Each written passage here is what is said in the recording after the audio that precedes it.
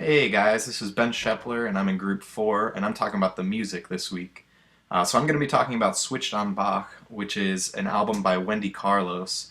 It was released in 1968 and it's basically some of Bach's greatest hits that are played on a Moog synthesizer. So Wendy Carlos was born November 14th, 1939, and she started playing piano at age 6.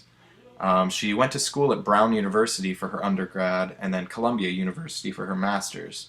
And she became interested in electronic music.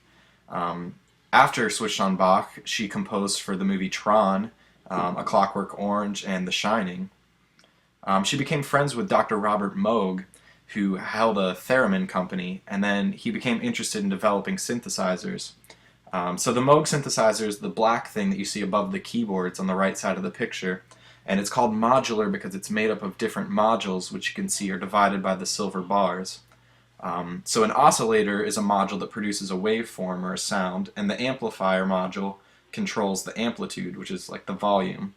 And these modules are connected with cables to create unique sounds. The control voltage controls how much electricity is going to the module, which in turn affects the pitch and the volume. The Moog can control the envelope of a sound, which is how quickly it begins or how loud it begins, and then how long you hear that sound before it decays. So the reasoning behind Switched on Bach, Wendy Carlos wanted to prove that synthesizers could make real music, and what better music is there than Bach? Bach is timeless.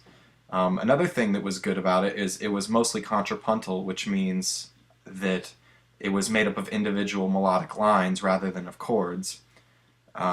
Because it was Baroque music, it didn't demand a ton of espressivo, which is just expressive nature, so kind of dynamics, getting softer and louder.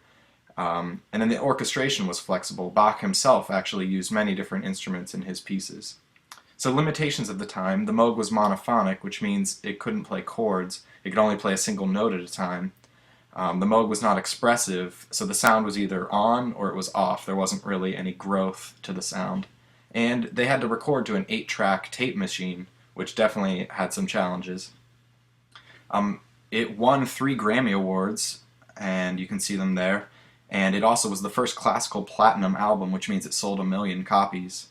And then later it was released as Switched on Bach 2000, and you can see the album cover there, and it's kind of funny, they actually put the platinum album on the wall there. Okay, here's a little bit of the Brandenburg Concerto No. 3. The third movement, the Allegro.